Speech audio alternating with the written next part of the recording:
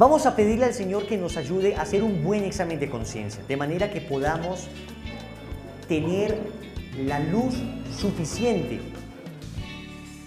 Sexto mandamiento. Les he hablado del tema de la masturbación, ya les dije los problemas que genera, ya les dije además, chicos, cómo la relación sexual, cómo la genitalidad, cómo el placer sexual está ordenado, Dios lo ha creado en orden a unirse a una persona. El sexo debe estar unido al amor, eso sería lo ideal. Desvincular el sexo del amor es instrumentalizar el sexo.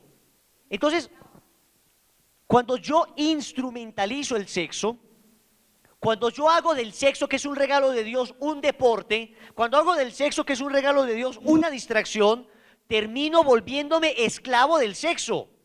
Muchachos, atentos, nosotros tenemos dos instintos que son fuertísimos en nosotros. Primero, el instinto de la procreación. Y Dios nos ha hecho con un instinto fuerte porque Dios quiere que la especie se continúe, ¿no? Que la especie permanezca, se continúe la especie. Y el instinto de comer. ¿Para qué? Para sostenernos, para subsistir. Miren que son dos instintos absolutamente necesarios para subsistir.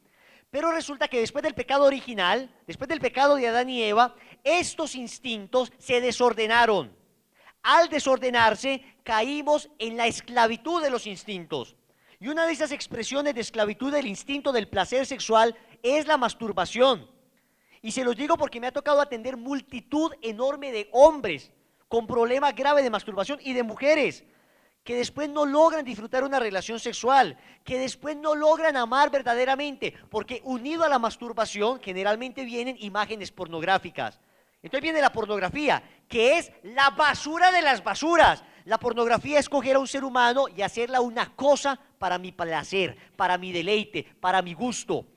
¿A ti te gustaría que una persona viera pornografía y que esa pornografía fuera tu hija? ¿Te gustaría que esa pornografía fuera tu esposa? ¿Te gustaría que esa pornografía fuera tu mamá, fuera tu hermana? ¿Te gustaría que fuera tu hijo? Si no nos gustaría que nunca utilizaran a los seres que amamos de esa manera, ¿por qué nosotros nos atrevemos a utilizar a personas que seguramente son hijos de alguien? Con seguridad absoluta, son hermanos de alguien. El promover la pornografía, la Playboy, esa asquerosa revista que ha degenerado cantidades enormes de personas.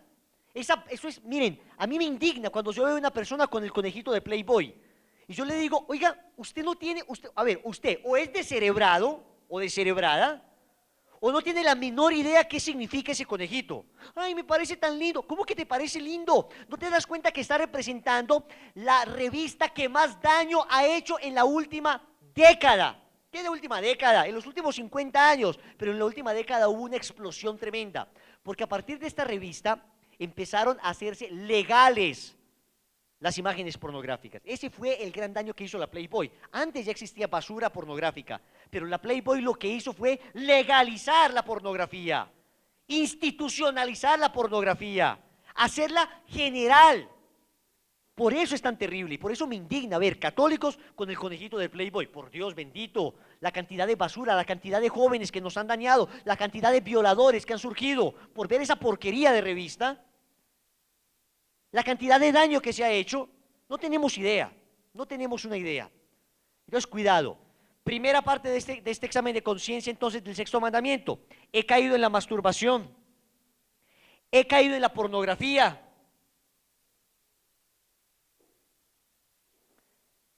En espectáculos exhibicionistas, espectáculos pornográficos, espectáculos de striptease y todas esas cosas.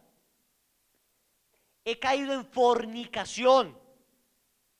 Ya decíamos, relación sexual entre dos novios, eso es pecado. Ay, pero ¿por qué es pecado si yo lo amo? ¿Quién te dijo que eso es amor? ¿Quién te dijo que amor es igual a sexo? Deberían ir unidos, es cierto. Y para que vayan unidos, Dios ha establecido unas condiciones, el matrimonio. Wilson, pero ¿qué diferencia tienen un par de esposos y un par de novios cuando terminan una relación sexual? Que un par de novios comparten una sábana. Un par de esposos, después de una relación sexual, comparten responsabilidades. ¿Tienen cinta, por favor? Cinta adhesiva, mijita, ¿tienes ahí cinta? Rápidamente. Yo les voy a mostrar qué significa esto de la relación sexual y por qué fue creada por Dios para tener con esa persona que amas. Resulta que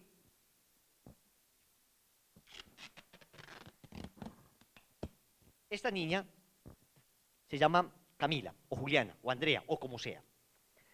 Y esta es la niña que conoce a un chico y se enamora profundamente de él. Entonces entrega su cuerpo a él. Por favor, muéstrame tu mano. Se enamora profundamente de él y entonces, ay, ¿cómo así? Estamos tan enamorados. El tipo le dice, mira, mi amor, creo que ya es tiempo de que avancemos en nuestra relación. Después de estos 3 días, yo creo que es importante que demos otro paso. La niña, una completa tonta, termina diciendo, sí, te amo, nos amamos, mua, mua, mua, y se acuesta con él. Y entonces, wow, se acuesta con él, se acostaron, claro, ahí los besitos, todo rico, chévere, pero después terminó la relación sexual y, lo siento, ya no me gustas, no nos entendimos, me parece que tú tienes un carácter fastidioso. Supuestamente para ella, él era el hombre de su vida, pero resulta que no lo fue. Al mes conoció a otro chico, conoció a Luis, con Luis también, este sí es el hombre de mi vida, venga a ver, le entrega todo a Luis, se entrega con Luis, tampoco fue el hombre de su vida. Y ya no solamente tiene desechos de él, sino que también tiene desecho de Luis. Pero después conoció a Jaime. Jaime sí es el hombre de mi vida, este sí va a ser, pero es que yo veo que Jaime es una buena persona. La niña, miren, chicas, la niña en general lo hace con buena intención, o sea, porque quiere amar, quiere sentirse amada, pero comete otra vez el error, se vuelve a entregar. Y resulta que cada vez tiene menos capacidad de entregarse, cada vez esto adhiere menos, cada vez tiene menos capacidad de amar. Intenta amarlo, tampoco funcionó. Después conoce a Nicolás. Miren ya todo lo que tiene, de uno, de otro, de otro, de otro. Finalmente conoce a Nicolás, este sí parece que fue, y se casó, y resulta que ya perdió la capacidad de amar a esta niña. Ya ni siquiera es capaz de adherirse. Ya no adhiere, ya intenta, pero no es capaz. Lo poco que le queda de adhesión es lo que le va a dar a su esposo y en muchas ocasiones dará residuos de su amor. ¿Y saben qué pasa con estas niñas cuando, por desgracia, ni siquiera logran conseguir a alguien que las ame en serio? Llegará un tipo que dirá, esta niña es basura, y hará eso con esta niña, y la tirará como basura. La tirará al piso a que otros la pisoteen. Y cuando esa niña siente que es basura, cuando esa niña se ha acostado con todos los hombres de la universidad, con todos los amigos, ya ha terminado prostituyéndose, ha caído en la prostitución por amor. La prostituta natural da sexo a cambio de dinero. Esta niña dará sexo a cambio de que la quieran, a cambio de que la besen, a cambio de sentirse abrazada, a cambio de sentirse querida por lo menos un segundo. Ella sabe que no es amor verdadero lo que tiene ese hombre, pero ella lo único que quisiera es por lo menos sentirse abrazada y amada un instante. Caerá en la prostitución deseando ser amada. ¿Ven lo delicado? Por eso Dios dijo, no fornicarás. Y si tú le prometes a Dios que no vas a fornicar, Dios te dará un matrimonio hermoso. Y si ya has caído, es momento de levantarse. Ya no dejen de mirar hacia atrás. Hoy empieza una nueva vida, miremos hacia adelante. Amén. He caído en prostitución, he comerciado con la prostitución, he abusado sexualmente de alguien, incluso de un cónyuge. Forzar a un esposo, a una esposa a tener una relación sexual, agredirla físicamente, también está mal. ¿Qué pasó? No vayan a creerlo. Pero, no, atentas, existen, no me van a creer, lo que uno escucha en este retiro espiritual. Cuando yo digo, por ejemplo, le has pegado a tu esposa o le has pegado a tu marido, la gente muere de la risa. La cantidad de hombres que se sienten ultrajados, usados por su mujer, golpeados, no tienen una idea, seguro. De verdad, chicas, se los digo, se los digo, se los digo porque lo he escuchado. ¿Quién como Dios? Existe en Medellín, están organizando un grupo que se llama Grupo por la Dignidad de hombres que son agredidos físicamente por las mujeres. De verdad.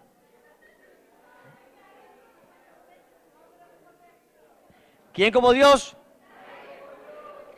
He cometido incesto. ¿Qué es el incesto? Es relación sexual entre familiares.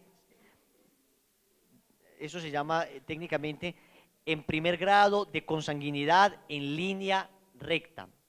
¿Qué significa eso? He tenido relaciones sexuales con papás, con hijos, con hermanos, con primos, si se pueden casar, se le levanta una dispensa, un par de primos podrían recibir una dispensa de la iglesia para casarse, pero no es muy recomendable, porque de todas maneras genéticamente puede afectarse los hijos.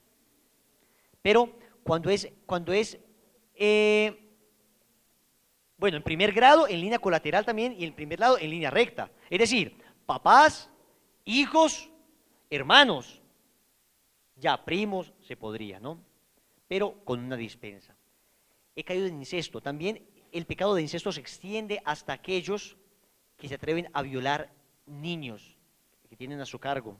Entonces, he violado, he cometido pederastia, he sido pederasta o he cometido pedofilia, pues he abusado sexualmente de los niños, he tenido relaciones carnales homosexuales. Si tengo tendencias homosexuales, he luchado por no consentirlas. Le voy a explicar lo del homosexualismo. De entrada le voy a decir esto: no existe el gen homosexual. Nadie se ha podido demostrar científicamente que alguien nace homosexual. No hay demostración para eso, aunque haya gente que diga, pero yo nací así. No, no es cierto, no se puede demostrar que naciste así. Pero a mí me gustaban los hombres desde que era niño. Hay que ver qué pasó. Pero no existe genéticamente, en la constitución genética de la persona, un gen que se pueda llamar el gen homosexual. Eso no existe. Y el que lo diga es un mentiroso, porque es un tema que nosotros estudiamos frecuentemente. ¿Qué pasa con el homosexualismo? El homosexualismo fue considerado desde siempre, en todas las culturas, una enfermedad, una desviación. Incluso Sigmund Freud, que no era para nada pues un conservador, que no era para nada un católico, consideraba el homosexualismo una enfermedad. El mismo Carl Jung, que ahora es tan famoso en la psicología, consideraba el homosexualismo una enfermedad. Esto siempre estuvo como enfermedad sin ningún problema, hasta que en 1973, un grupito de homosexuales que se llama Grupo de Presión Homosexual, movimiento LGTB, L de lesbianas, G de gays, T de travestis, B de bisexuales, un grupo de personas empezaron a hacer presión en la APA, American Psychiatric Association, que es la Asociación de Psiquiatría Americana, que es como la máxima autoridad de eso en los Estados Unidos, y empezaron a hacer lobby y empezaron a presionar hasta que finalmente en 1973 la APA deja de considerar el homosexualismo una enfermedad. Entonces, ¿esto qué tiene como consecuencias? Que cualquier persona que intentara hacer una terapia de rehabilitación de homosexuales era inmediatamente condenada y juzgada, porque tú no puedes hacer terapia de algo que no sea enfermedad. ¿Qué significaba esto? Que ya todos los homosexuales tenían que aceptar su condición independientemente de que alguien pudiera ayudarles, porque ya esto no es una enfermedad, por consiguiente tú tienes que permanecer homosexual. Y si alguien decía, yo quiero que alguien me ayude, y un psiquiatra o un psicólogo se metía, sobre todo psicólogo, se metía a ayudarle, entonces era denunciado brutalmente por el lobby gay, es decir, por el grupo de presión homosexual. Y empezaron a ejercer presión a tal punto que empezaron en todos los países a hacer que la conducta homosexual fuera una conducta socialmente aceptada. Está bien que pidieran que no se les discriminara por su condición sexual, eso no hay ningún problema. Pero ellos empezaron a decir que discriminación era, por ejemplo, que no les dejaran adoptar niños. Eso no es discriminación, porque yo tengo que cuidar primero el bienestar del niño. Y hay un informe que se llama el informe Reckers, de un psicólogo estadounidense, que es lo mejor que se ha escrito sobre adopción gay, donde este señor Reckers, es el apellido del tipo, hace un estudio psicológico demostrando cómo los niños criados por homosexuales crecerán con disfunciones. Porque es que es natural que un niño crezca con un papá y una mamá. No es natural que crezca con dos papás. No es natural que su papá se llame Juan y su mamá se llame Pedro. Eso no es lo natural. Empezó a demostrar este tipo en el informe Reckers que eso no estaba bien. Y los homosexuales comenzaron a decir, nos discriminan, homófobos. El que no esté de acuerdo con la adopción es un homófobo. De repente a la sociedad le dejó de importar el matrimonio a nadie le importa, pero de repente a los homosexuales les empezó a interesar el matrimonio, empezaron a decir, nosotros sí queremos casarnos, acepten el matrimonio gay. Y entonces empezó una campaña donde se empezaba a promover el homosexualismo y cada persona que estuviera en contra era tildada como homófoba. Y los metían a la cárcel. ¿Y saben cuál fue el problema de esto? Lo que pasó en Massachusetts, en los Estados Unidos. El matrimonio gay fue aceptado. ¿Y qué pasó en los Estados Unidos? Resulta que empezaron a sacar cartillitas. La cartillita con la que yo me eduqué era la cartillita, la típica de el príncipe que peleaba contra el dragón, subía a la torre y lograba rescatar a Rapunzel, le abría a Rapunzel el velo y la besaba y se despertaba. Esa era la cartilla con la que yo me eduqué. ¿Saben? En Massachusetts, ¿cuál es la cartilla que está mostrando ahora? El mismo príncipe va, pelea con el dragón, sube, ve a Rapunzel, la destapa y no le gusta. La tapa otra vez y se va a otra torre y ve a Juanito, el mismo príncipe, y besa a Juanito. Entonces ya no terminan el rey y la reina, sino el rey y el rey cogidos de la mano. A niños de 5 años. Y entonces cuando llegaban a la casa los niños de 5 años con esa cartilla, los papás católicos y los papás que no estaban de acuerdo con eso dijeron, para nada, no voy a dejar que a mi hijo se le eduque así. ¿Y saben qué hicieron? Los homosexuales demandaron inmediatamente a estos papás y dijeron que estos papás estaban formando homófobos y los metieron a la cárcel. ¿Qué es esto? A la cárcel, simplemente porque no estoy de acuerdo con que a mi hijo se le enseñe esto. Entonces todo el mundo que está diciendo, respetemos, pero ¿en qué te afecta a ti que ellos se puedan casar? Mira que sí nos afecta en que se empieza a formar una cultura contra la que es imposible oponerse, y nos empiezan a formar a nuestros niños con principios que no estamos de acuerdo, y no vamos a tener la autonomía para poder determinar cuál es la educación que le vamos a dar a nuestros hijos. Por eso nos afecta. Ahora, al homosexual lo amamos, lo queremos. Como persona, venga, le ayudamos en lo que necesite. ¿Quiere trabajo? Trabaje. ¿Puede ser elegido? Que sea elegido. Todos los mismos derechos que cada ciudadano tiene. ¿Saben qué estaban haciendo en Medellín? La emisora LGTB. La emisora LGTB estaba diciendo, promoviendo, que en el tercer vagón del metro, todos los que eran homosexuales se montaran en ese tercer vagón. Y ellos se distinguen con un arco iris. Entonces, atentos, eso es discriminación contra los que no somos homosexuales. ¿Por qué ellos van a tener el tercer vagón? Bueno, tercer vagón homosexuales. El día de mañana los afrodescendientes dicen segundo vagón. Y pasado mañana las minorías indígenas dicen primer vagón. Oiga, y si yo no soy ni indio, ni afrodescendiente, ni homosexual, entonces me tocó en bus. Miren que la discriminación comienza hacia nosotros. Atentos. Usted medio llega a decir, no estoy de acuerdo con el homosexualismo, inmediatamente saltan todos contra usted. ¿Dónde está entonces la libertad de expresión? Monseñor Juan Vicente Córdoba, que fue secretario de la Conferencia Episcopal de Colombia, ha dicho, no estoy de acuerdo con el homosexualismo, y un periodista homosexual, Vélez, Zuleta, este señor Zuleta, demandó al obispo para que lo metieran a la cárcel. Porque te está diciendo que al decir que él no está de acuerdo con el homosexualismo, está promoviendo el odio hacia los homosexuales. Por Dios, qué odio. Yo no estoy diciendo que los maten, no, quiéranlos, acójanlos. Pero no puedo estar de acuerdo con que esto se promueva. Pues resulta que esta es la crisis en que nos encontramos ahora. Y es una batalla que tenemos que dar. Y si dejamos que en Colombia se nos legalice el matrimonio homosexual, vamos a perder la batalla de las batallas. Y repito, a los homosexuales como personas hay que quererlos. Pero como colectividad proactiva en favor de que se difunda la actitud homosexual, no señores, firmes, vamos a batallar, porque no podemos permitir que se nos imponga que mis hijos, si Dios quiere que tengan hijos algún día, el día de mañana, lleguen con una cartillita de esas, yo no lo puedo permitir. Pero ¿saben qué? En Medellín ya empezaron a promover estas cartillas.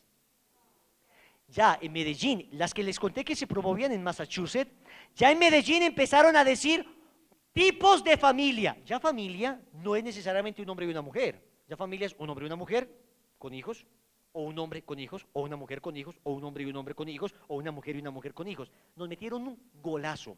Y si nosotros no despertamos y empezamos a luchar contra esto, señores, el día de mañana, los heterosexuales, que somos nosotros, hetero, contrario, sexo, heterosexual es el que le gusta el sexo contrario, todos somos heterosexuales. Homosexual es el que le gusta el mismo sexo. El día de mañana, los que somos heterosexuales, terminaremos siendo los enfermos. Los raros, ya empezamos a ser los raros. Ay, ¿cómo así? ¿No te gusta otro hombre? ¡Qué raro! Empieza a ser un homosexualismo cultural y los peladitos empiezan chévere, rico, a besarse con amiguitos. Cuidado con eso. Es decir, una niña que se está casi desnudando delante de ti, tú eres capaz de concebirla como la mamá de tus hijos. Eso es muy difícil. Sí hay mujeres que valgan la pena, pero hay que buscarlas en el lugar que es. Y si hay hombres que valgan la pena, pero hay que buscarlos en el lugar que es. En medio de una farra, me decía otro muchachito, me decía, es que no, es que yo no sé si mi novia vale la pena, es que estamos en farras de reggaetón y se va a bailar reggaetón con cualquiera. Y yo dije, a mí no me cabe en la cabeza eso, no me cabe en la cabeza. He sido completamente fiel en mi matrimonio. Otra, me he separado de mi cónyuge, o sea, he caído en el divorcio. Otra, he vivido en poligamia, varios, gamos, mujeres. Poligamia es, he vivido con varias mujeres. Cuando es varios hombres es poliandria, la mujer que ha vivido con varios hombres o que tiene como varias parejas. He vivido en poligamia, he vivido en unión libre, o sea, no casado por la iglesia.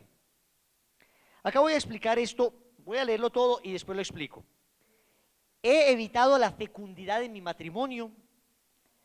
He usado métodos anticonceptivos como el condón, los espermicidas.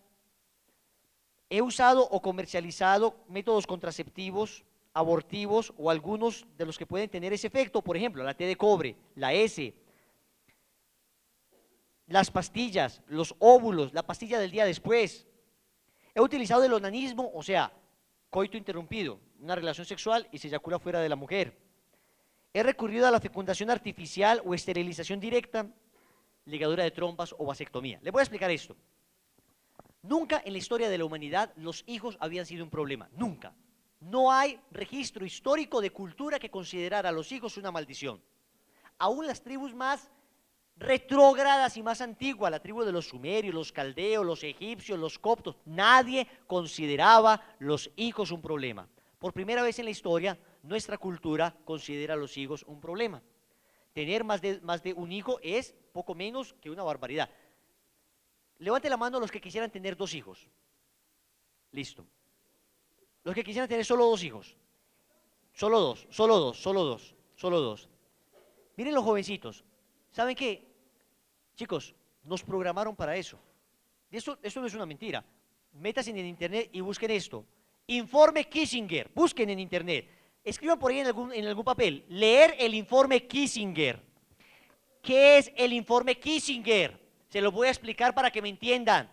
Estados Unidos ocupa el 5% de la población mundial y consume el 30% de los recursos de la humanidad. Informe Kissinger, Kissinger con doble S, Kissinger. Esto es un informe del gobierno estadounidense que ha dicho, hombre, como nosotros consumimos tantos recursos y ellos no tienen suficientes recursos para alimentarse, ¿saben de dónde sacan los recursos? De nuestros países. ¿Y qué dijo este señor Kissinger, Henry Kissinger? Por eso se llama informe Kissinger. Dijo que los países latinoamericanos son un potencial peligro para Estados Unidos. ¿Y saben por qué? Porque nosotros tenemos los recursos con los que ellos vivirán más adelante. Entonces empezaron a promover una campaña agresiva de control de la natalidad. ¿Qué significa eso? Que ellos no quieren que nosotros tengamos muchos hijos, porque si tenemos muchos hijos, vamos a utilizar los recursos que son de ellos. Entonces, en ese informe dice que deben promover los métodos anticonceptivos para que la gente llegue a la conclusión de que debe tener solo 2 hijos. ¿Sabían eso? No es extraño que ustedes digan 2 hijos, y todo el mundo quiere tener a lo mucho 2 hijos. Eso está planeado en el informe Kissinger, y está recordado y dicho, y nos lo dicen frecuentemente. Shh, niñas, y nos metieron en un cuento que se llama la superpoblación, que eso es mentira. Chicos, el mito de la superpoblación es mentiras. En este momento hay 7.000 millones de personas en el mundo. Todos los 7.000 millones de personas cabríamos enteritos en el estado de Texas, que es un estado gigante, creo que es el más grande de Estados Unidos. En el estado, y no pues como alfileres, no. Viviríamos como viven en Nueva York. Hay un índice que se llama el índice de densidad poblacional, que es lo que determina en un kilómetro cuadrado cuánta gente vive. En Nueva York es el índice de densidad poblacional más grande, viven 9.000 personas por kilómetro cuadrado. Viviendo en el estado de Texas, 9.000 personas por kilómetro cuadrado, o sea, como viven en Nueva York, 7.000 millones de personas cabrían en el estado de Texas. O sea que no es cierto que estamos sobrepoblados. He hecho varias peregrinaciones en Europa, en los santuarios marianos, y me ha tocado andar en bus 5.000 kilómetros. Ir y volver. Y en estos buses, que uno anda tantísimos kilómetros, miles de kilómetros, yo me encontraba enormes trayectos en medio de paisajes bellísimos, completamente fértiles, en España, en Francia, en Italia, en Portugal, sin ninguna sola persona, un solo habitante, nadie, y enormes, enormes, enormes áreas habitadas por nadie. Entonces yo decía, ¿dónde está la superpoblación? En cambio, uno va a España y empieza a ver que cada vez hay menos jóvenes, cada vez menos jóvenes.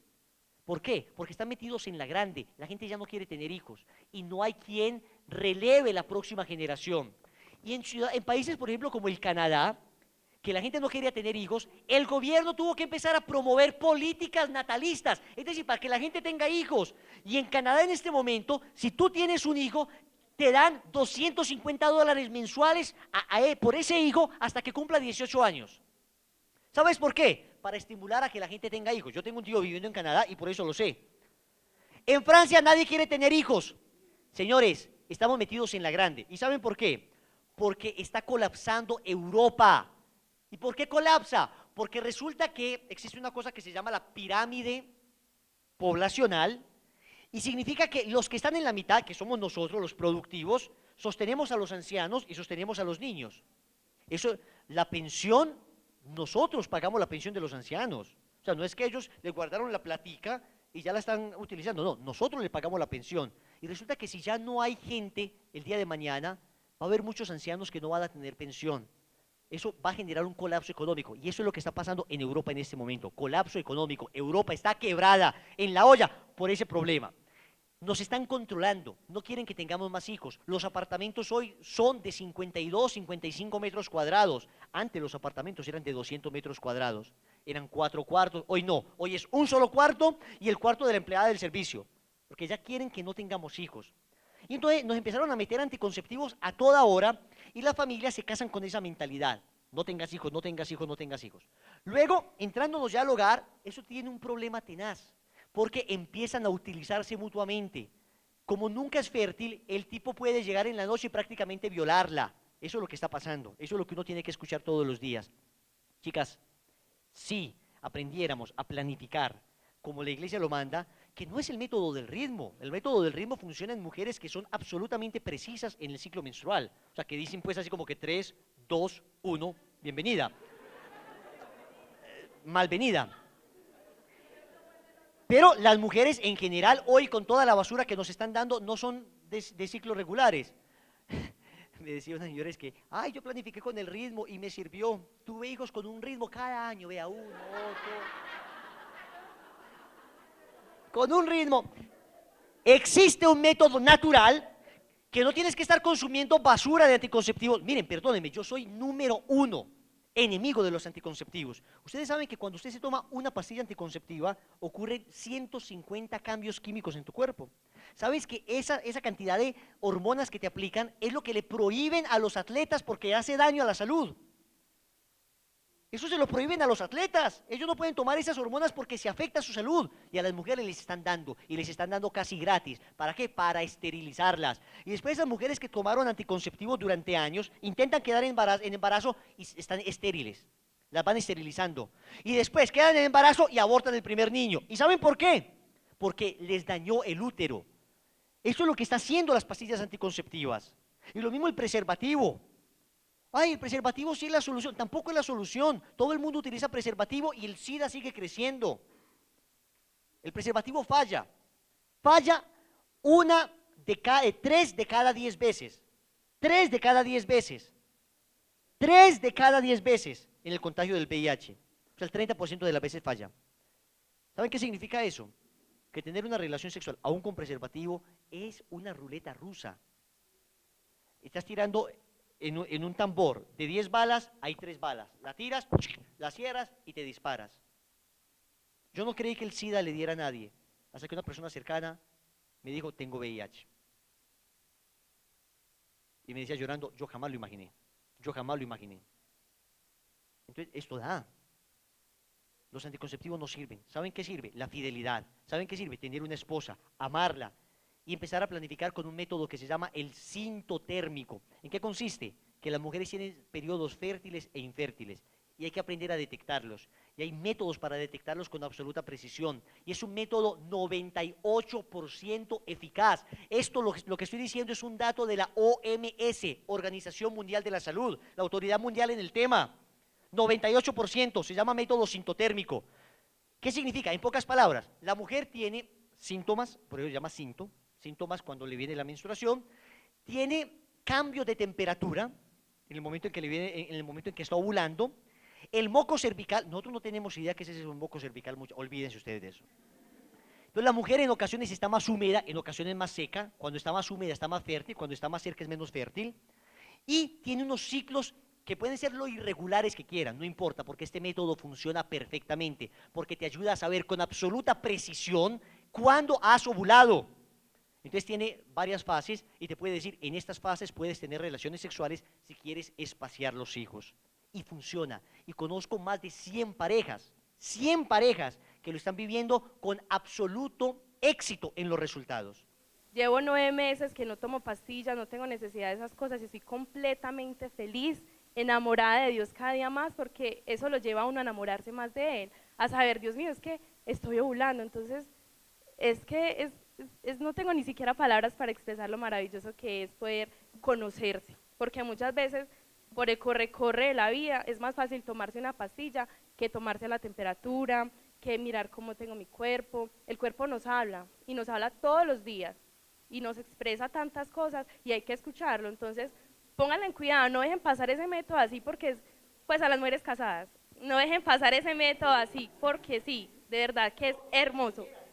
Segrega estrógenos, hormonas foliculoestimulantes, luteinizantes, una cantidad de hormonas en el momento preciso, a la hora precisa, para que se dé lo preciso.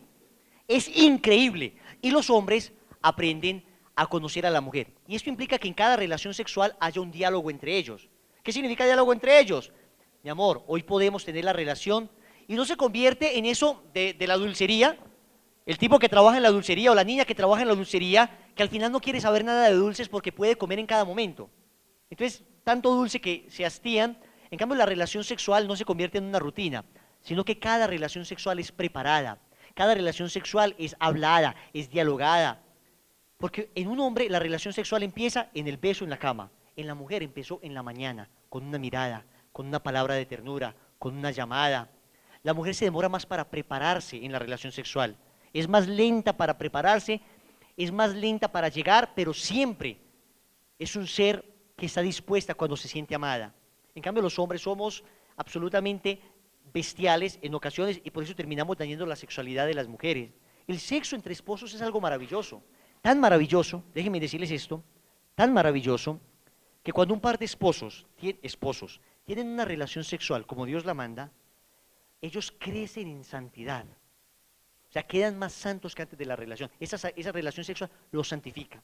O sea, que el esposo le podría decir a la esposa, mi amor, ¿quieres ser más santa hoy? ¿Quién como Dios? Pero es así, literalmente. Tengo que avanzar. Muy bien.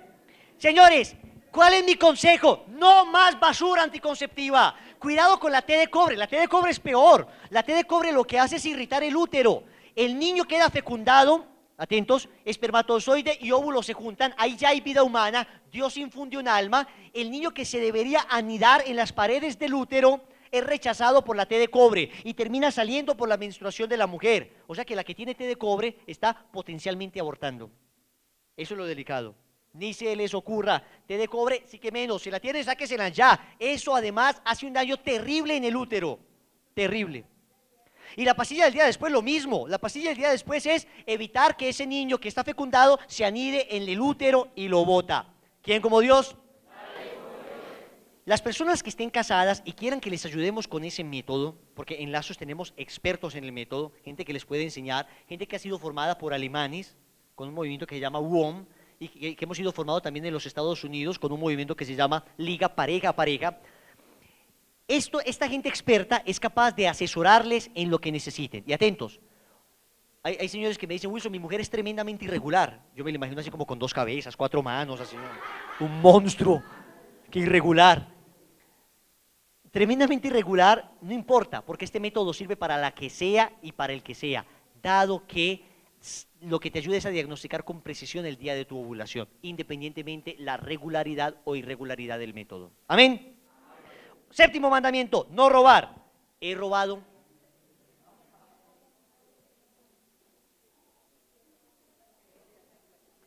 He estafado a alguien.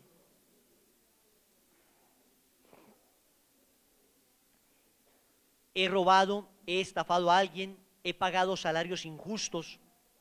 Wilson dice, a mí me han pagado salarios injustos, que se confiese su patrón. He participado en la corrupción. He participado en la corrupción. Bueno, le voy a poner el ejemplo para que lo anoten, porque yo no. Usted va en su carro o va en su moto, de repente se pasa un semáforo en rojo, se acerca el azul y le dice, entonces, ¿qué hacemos? ¿Usted qué hacemos? De nada, usted no vio nada, mijo, usted váyase tranquilo, papito, bien bello. He participado en la corrupción. ¿Ven? Es un pecado de soborno y eso es corrupción. A mí lo que me indigna es que nosotros veamos las noticias y digamos corruptos, políticos, y nosotros después salgamos y lo primero que hagamos sea sobornar. Tenemos que empezar a generar una cultura contraria. Otra, he trabajado mal. Los empleados, anotémoslo. El pagadiario, claro, intereses del 10, 15, 20%, eso es usura, incluso condenado por la ley. Otra, he robado tiempo de mi trabajo. Si tu patrón está acá, manténgase derechito como que no está escribiendo. Listo, he defraudado fiscalmente al Estado. ¿Qué significa esto? Robarle al Estado. El tema del contrabando. Wilson, no toques ese tema tan delicado, hay que tocarlo. Estamos metidos en un sistema corrupto, es cierto. Desgraciadamente, el sistema en sí mismo está dañado. Pero ¿qué tienes que empezar a hacer tú? Si trabajas con contrabando, estás en un proceso de ilegalidad del 20 al 80%, 20 legal y 80 ilegal. Tienes que empezar a legalizarte ya, progresivamente, pero ya. No te puedes quedar con esas márgenes de contrabando tan enormes. Perdón. Hombre. ¡Qué rico es estornudar, hombre! ¡Viva la vida! Entonces, ahí les dejo como regalo circulando entre ustedes, ¿no? Como alguien que veía un bosco. Una vez una persona veía un zancudo y ¡pah! Lo mató. Y dijo, era como mi hijo, tenía mi propia sangre. ¿Quién como Dios? ¿Qué tenemos que hacer? Empezar a legalizar, muchachos, en un proceso serio. Wilson, pero es que en Buenaventura ellos son más corruptos y la Diana es más corrupta. Bueno, usted sabrá, lo que tenemos que hacer nosotros es empezar a dar pasos a mejorar. ¿Vinimos a este retiro a mejorar o no? ¿A cambiar de vida o no? Entonces empecemos dando pasos de legalidad. Siguiente, he falsificado documentos. Mira, eso se lo cuenta el confesor, listo. Otra, he despilfarrado mis bienes, aún los propios. Utilizar mis bienes en cosas suntuarias, innecesarias, superficiales. Yo debo tener moderación en el gasto incluso de mis propios bienes. He despilfarrado o he derrochado mis bienes. He causado daños a las propiedades privadas o públicas. No quiero imaginarme nada. Eso es tan charro, yo estoy acá, tal cosa y... Otra, he incumplido promesas moralmente válidas, es decir, una promesa que yo había hecho legal y la termino incumpliendo.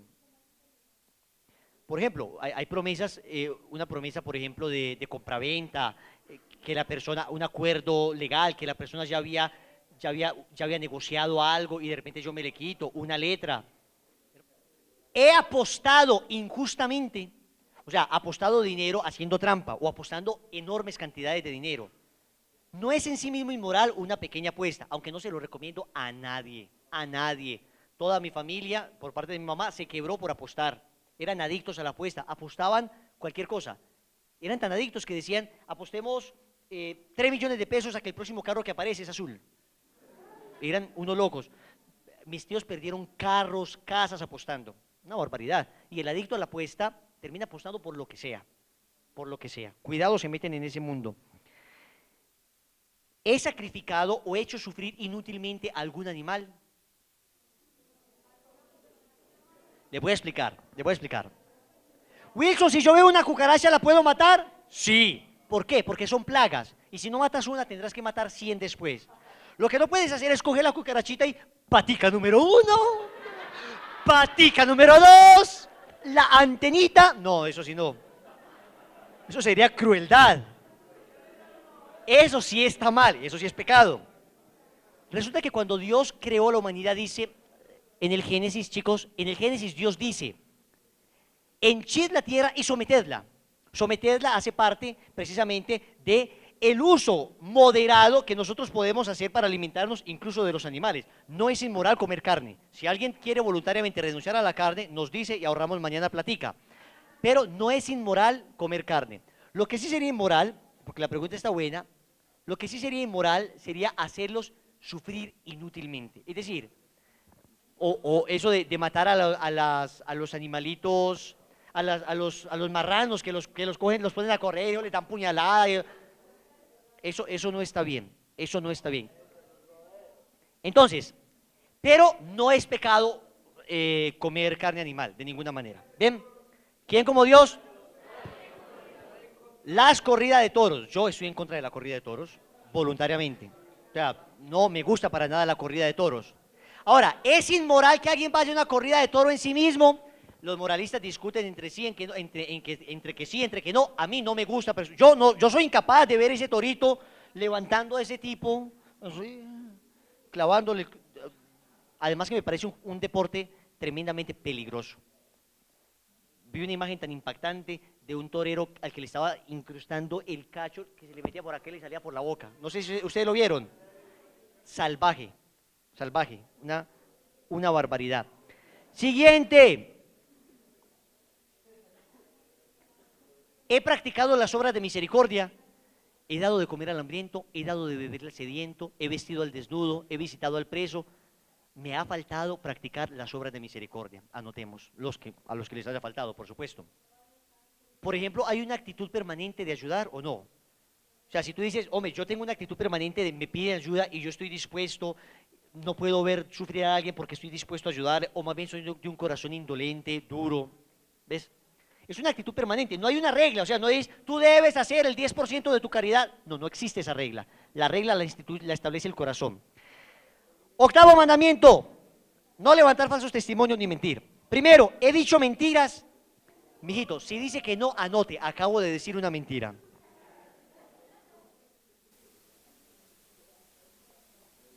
He dicho mentiras, no hay mentiras piadosas. Los piadosos no mienten. Siguiente, he dado falso testimonio públicamente, o sea, he dicho delante de todo el mundo cosas que son mentiras. Otra, he dicho mentiras bajo juramento. Juro que esto era así o juro que esto no era así y era mentira. Eso se llama perjurar. Perjurar, el perjuro.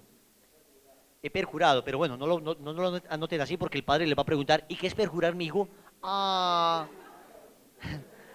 ¿qué, padre? Algo así como... Sí, yo sé que lo cometí, no sé qué es, pero anótemelo ahí, padre. He jurado, he dicho mentiras bajo juramento, eso es perjurar. Otra, he criticado a mi prójimo. Hay gente que no tiene el don de lenguas, pero tiene una lengua que es un don.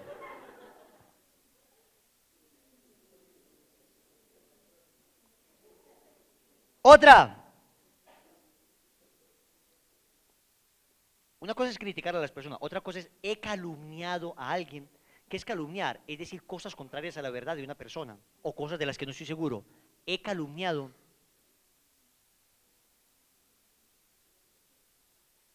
Otra, he calumniado. He felicitado a alguien por hacer el mal. Por ejemplo, hermano, que te acostaste con esa vieja, que este tipo es un varón. O hermano, que te lograste levantar tal cosa, o lograste robar, Nunca feliciten a nadie, porque felicitar a alguien por hacer el mal es aprobar el mal. Y no solo aprobarlo, estimularlo. Otra. He faltado revelando secretos profesionales. Por ejemplo, yo estoy en una empresa, yo tengo unos conocimientos de la empresa, me voy para otra y empiezo a decirle a todo el mundo lo de esa empresa. O por ejemplo, yo tengo un caso como psicólogo, como psiquiatra, como médico de una persona, esos casos generalmente son casos privados y empiezo a comentarlo con otra gente. He faltado al revelar secretos profesionales.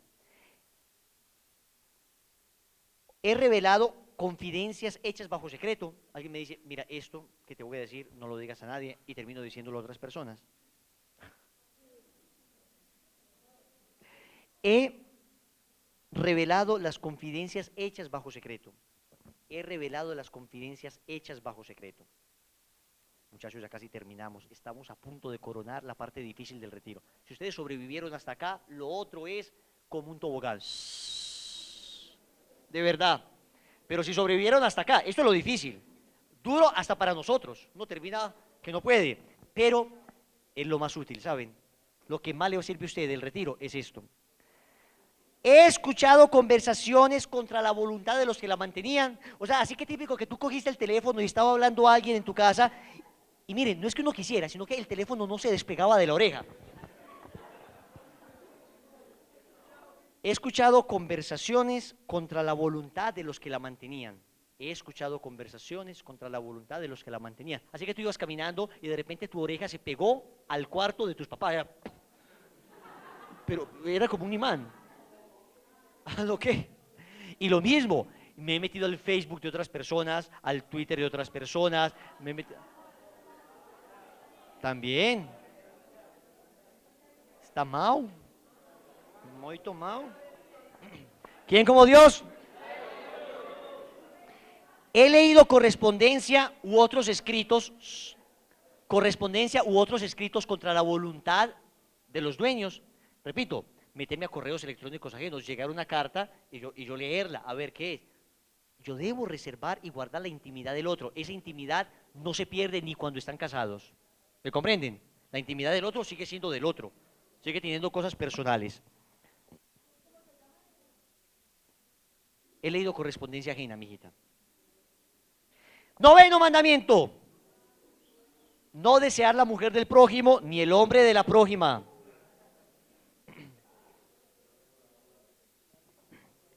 He consentido, chicos, acá no quiero que se me pongan a reír como, uy, llenos de inmadurez. No, los necesito serios, porque pecado es pecado. He consentido pensamientos impuros, cosas que pasan. Una cosa es un pensamiento, veo una cosa, una imagen, por ejemplo, y otra cosa es deleitarme en ese pensamiento. A veces vienen tentaciones y a todos nos llegan tentaciones. Por eso mis niñas preciosas, vístanse bien, por misericordia con nosotros, hagan una obra de caridad, de verdad. Porque hay hombres que quieren ser fieles, hay hombres que se esfuerzan por ser buenos, y a veces ustedes se constituyen en escándalo para esos hombres. Vístanse bien. Sí, consentir pensamientos impuros. Otra, he consentido miradas impuras. ¿Qué es miradas impuras? La segunda mirada. Me explico. Va pasando y de repente pasó una mujer, tú la viste y ya. Pero cuando lo volviste a ver, ya, ahí fue. ¿Me entienden? Porque usted puede ver una mujer, ve una mujer atractiva, ya. Pero cuando la volviste, o sea, uno vuelve y vuelve, empieza a pensar cosas. Eso es un problema, una depravación en la mente. He deseado la mujer del prójimo o el hombre de la prójima.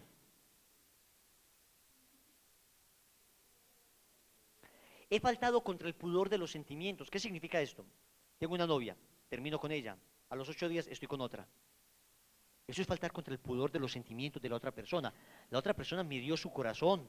Aunque terminamos, yo debo seguir cuidando ese corazón que me dio, progresivamente entregarlo. He faltado contra el pudor de los sentimientos. Otro ejemplo, tengo una novia, o una novia se entera de cosas mías, o yo me entero de cosas de mi novia, del pasado, de lo que sea, y termino con esta novia y después le cuento a la otra novia la vida de la otra. Terrible. Eso es faltar contra el pudor de los sentimientos. He usado prendas que excitan sexualmente a otros. He usado prendas que excitan sexualmente a ustedes no me los imagino en esas, pues, o sea, con unos calzoncillos en seda, no, eso, Me da ganas hasta de vomitar pensándolo. No, pero no falta. ¿Quién como Dios? Usar prendas para excitar a una persona aún, atentos, aún con la mejor intención. O sea, ay, yo me quiero casar y la que no muestra no vende. Mijita, si usted fuera una cosa, qué hermano. Sobre todo ahora hay una cultura metrosexual. Yo no sé, pero los tipos nos estamos volviendo unas niñas. Hay una cultura de lo metrosexual. Miren, yo no sé si es que yo crecí en una cultura de lo muy masculino, pero yo a veces veo pelados, jóvenes, que uno dice, este pelado como tan afeminado en sus maneras, la camisa todo absolutamente pegadito, unas camisas todas rosadas a toda hora, una camisa rosada de vez en cuando, pues no es que sea nada, pero uno les ve atentos, hasta no, a toda hora, hasta procesos de depilación, que uno dice, hombre, una de las características del hombre es la masculinidad, no es que sea pecado, y yo no sé por qué lo hará cada persona, pero sí me parece que va siendo parte de una corriente donde el hombre empieza hasta a afeminarse en sus maneras. Y uno a veces ve tipos como tan femeninos, como tan delicaditos, como tan... Hombre, a mí me enseñaron a ser un varón y que uno saludaba a la persona cuando le daba la mano como un hombre, hermano, y lo sacudía. Ahora uno le da la mano a uno de estos pelados y son así como que... De verdad. Muchachos, una de las características de nosotros es la virilidad, ser masculinos, ser hombre. Eso no es ser guache, no es ser patanes, pero que se note que somos hombres. Y en las mujeres, no, eso es guache. Pero en las mujeres la feminidad, también en las mujeres, miren, yo, aunque puede ser un gusto personal y no es que sea pecado, pero me opongo mucho a esas mujeres que se están cortando el cabello, que están, porque es que una de las características de la feminidad es precisamente eso, que se vean mujeres, que se vean femeninas, que se vean bonitas, tiernas, no sensuales, no objetos para venderse, pero sí mujeres tiernas que muestren el rostro hermoso de ser mujer. Y los hombres, varones, señores, tipos bien puestos, que hablen como hombres, que se comporten como hombres, que actúen como hombres, que cuando hablen sean capaces de entablar una conversación de hombres, pero no pues así esa delicadeza absoluta, esa feminidad, es una feminidad malsana. ¿Quién como Dios? Finalmente, he lesionado el pudor de los niños o de los adolescentes. Ahora hay una moda entre las mamás de meterse a bañar con los niños, evidentemente hasta que tengan unas edades pequeñitas, háganlo, pero cuando empiecen a crecer, enséñenles a él el pudor, enséñenle a que se debe bañar solito y le enseña a bañarse, pero no empiezan ustedes desnudas ahí intentando bañarse con el niño, empieza a despertar el niño una malsana morbosidad, empieza a preguntar cosas y se empieza a dañar. Ay, pero es tan natural. No, no es natural. A mí nunca mi mamá, yo nunca en mi vida vi que mi mamá se bañara conmigo. Me enseñó a bañarme y se baña así, mijito, y báñese bien. Y después me revisaba a ver si estaba bien bañado. Seguro, pero así nos formaron. Entonces no había esa, ni con mi papá ni con nadie, de entrada, una correcta y buena formación y educación. 10º mandamiento, no codiciar los bienes ajenos. He deseado enfermizamente los bienes ajenos. O sea, una cosa es decir, ve, qué carro tan chévere, el de esta persona. Y otra cosa es decir, qué carro tan chévere, yo quiero tener uno como ese y voy a hacer lo que sea por tener uno como ese. Dios mío bendito, que se choque ese desgraciado. Oye, estoy exagerando un poco, ¿no? Se han dado cuenta que yo exagero un poco para ilustrar. Pero, enfermizamente yo quiero tenerlo de este a como de lugar. He caído en la avaricia, conseguir a como de lugar. He sentido envidia. Señor, yo te quiero suplicar hoy que por lo menos le rayen el carro al vecino. Que se lo rayen. Es que esa sonrisita con que pasa, ¿no? Que se lo rayen. Cuidado. He estado muy apegado a las cosas terrenales, muy apegado a los bienes. Otra, he descuidado a mi familia por el trabajo. También, he descuidado a mi familia por droga. Peor todavía, porque el trabajo por lo menos es una actividad lícita. En cambio, la droga es una actividad ilícita. Listo, muchachos, terminamos. Cuenten sus pecados, háganme el favor. De verdad, cuéntenlos. Cuéntenlos. Cuéntenlos. No, que aquí no nos vamos a salvar. Ahora es que nos vamos a salvar. Vayan contándolos Pero no, no me digan el número, ¿no? Guárdenlo bien. En el bolsillo, en la escarapela, ojalá lo guarden en la escarapela.